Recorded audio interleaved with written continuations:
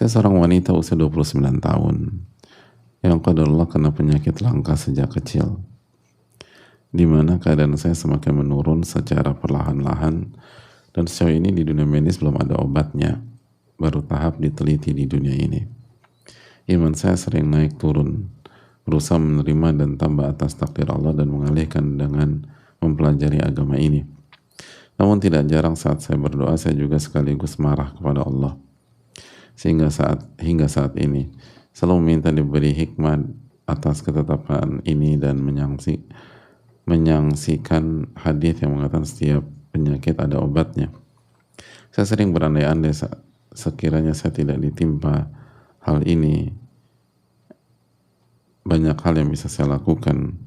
Tolong nasihati saya Ustaz, jazakallahu khairan.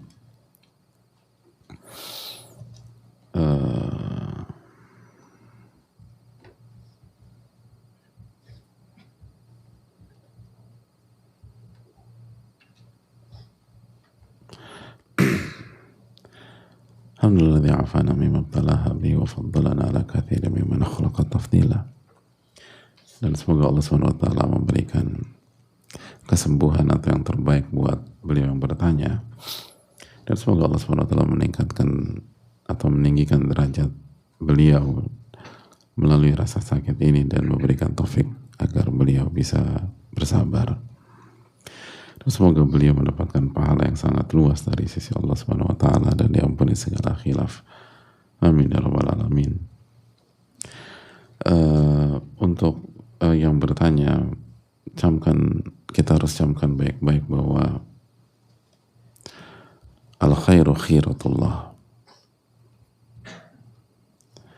Yang terbaik adalah apa yang Allah pilihkan untuk kita. Setelah kita berusaha, berjuang, apalagi kalau ini bukan karena kesalahan kita.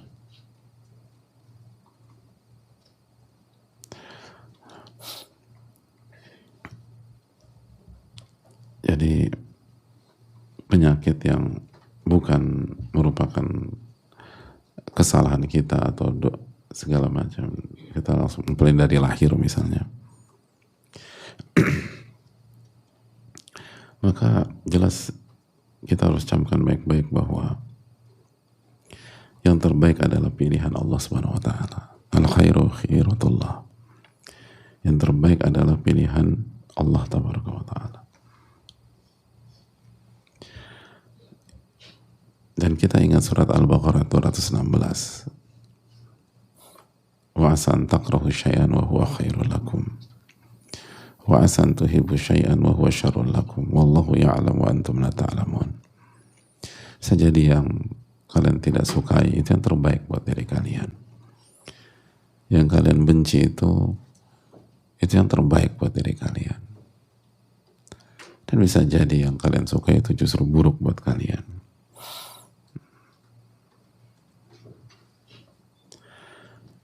Itu hal yang perlu kita tanamkan, bahwa yang tahu ini semua adalah Allah Tabaraka wa ta'ala. Gak ada yang lebih menyayangi diri kita dibanding Rabbul Alamin. Gak ada yang lebih menyayangi diri kita kecuali Ar-Rahman Ar-Rahim, termasuk diri kita sendiri. Emang kita pikir kita lebih sayang kepada diri kita dibanding Ar-Rahman sayang kepada kita? Emangnya kita berpikir kita lebih sayang pada diri kita dibanding Ar-Rahim sayang kepada diri kita?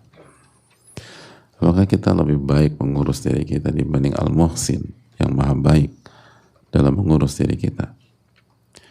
Memangnya kita lebih tahu apa yang terbaik untuk diri kita dibanding Al-Alim, Al-Khabir yang maha mengetahui dalam menentukan yang terbaik untuk diri kita? Kita nggak lebih tahu. Dan kita nggak mungkin dibandingkan dengan Al-Alim, Al-Khabir, Ar-Rahman, Ar-Rahim. Maka tanamkan pada diri kita bahwa yang terbaik adalah yang Allah pilihkan untuk kita. Dan ini bukan sugesti, ini real. Ini real. Ini keyakinan kita dan iman kita. Tugas kita hanya berusaha lalu serahkan semuanya kepada Rabbul Alamin. Lalu jangan berpikir bahwa kalau saya tidak mengidap penyakit ini maka saya bisa mengerjakan banyak hal. Nggak demikian logikanya. Tidak demikian. Artinya nggak begitu sederhana seperti itu. Yang pertama, Nabi kita alaihissalam bersabda dalam hadis Muslim, in asabaka syai'un fala taqul law anni fa'altu kana kadza wa kadza. Kalau Anda tertimpa sesuatu, maka jangan pernah mengatakan, kalau saja aku melakukan ini maka akan terjadi seperti ini. Kalau saja aku melakukan ini maka pasti nggak akan terjadi. Kalau aku nggak sakit pasti aku bisa mengerjakan banyak hal. Jangan pernah mengatakan demikian. Walakin qul, tapi kata Nabi SAW, katakanlah, qaddarallahu wa ma syaa fa'al. Allah sudah takdirkan, dan apa yang Allah kehendaki itu yang akan terjadi. Allah sudah takdirkan saya sakit, dan apa yang Allah kehendaki itu yang akan terjadi. Itu yang terjadi. Fa inna law taftahu amal syaitan, karena mengatakan law, mengatakan andai saja, andai saja, andai saja, andai saja, itu membuka kerjaan untuk syaitan. Jadi itu lowongan kerjaan buat syaitan. Jangan buka lowongan kerjaan buat syaitan. Syaitan nggak dikasih lowongan pekerjaan aja, dia akan cari kerjaan di tempat kita, di diri kita. Dia akan memberikan was-was, dia akan memberikan ilusi, dia akan memberikan godaan. Syaitan itu berjalan di dalam aliran darah kita, yajri majrad dam, kata Nabi SAW. Syaitan beroperasi melalui aliran darah kita. Apalagi kalau kita kasih kerjaan buat dia, berantakan semuanya. Makanya begitu kita berpikir, kalau saja saya begini, andai saja saya seperti ini, hidup kita langsung berantakan pada saat itu. Kondisi kita pasti berantakan pada saat itu, jungkir balik. Mungkin fisik nggak ada yang nyakitin kita, tapi ya suasana hati hancur. Karena syaitan bermain, dibukakan pintu buat syaitan. Nabi SAW mengatakan, fa inna law taftahu amala syaitan.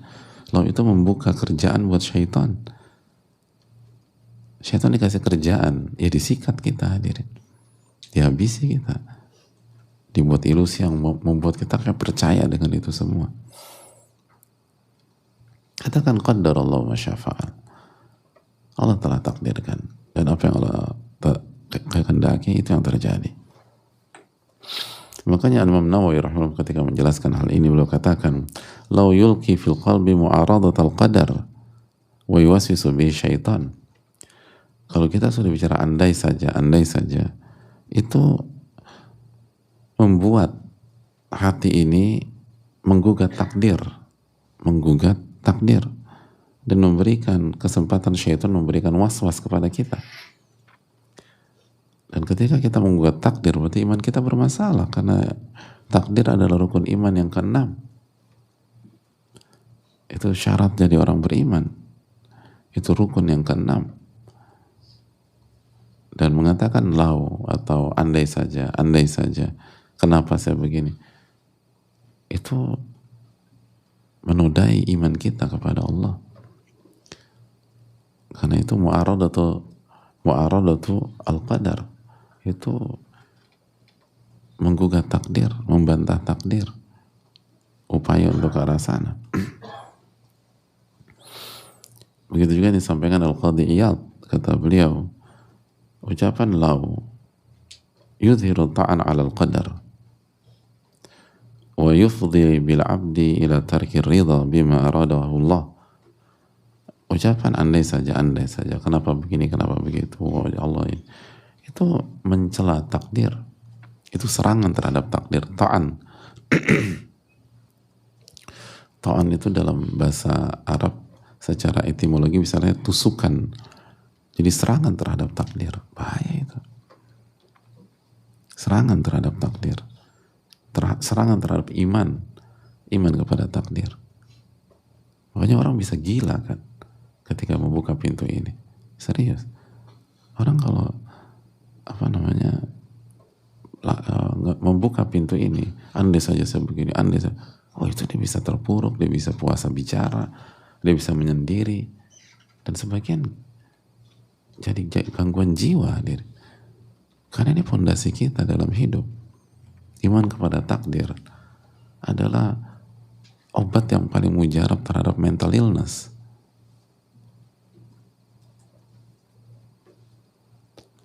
Jadi hadirin Allah muliakan, penyakit ini bahaya sekali.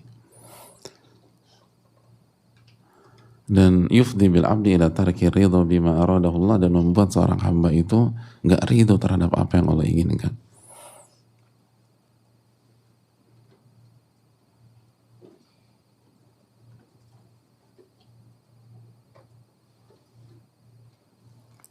Jadi hadirin Allah muliakan,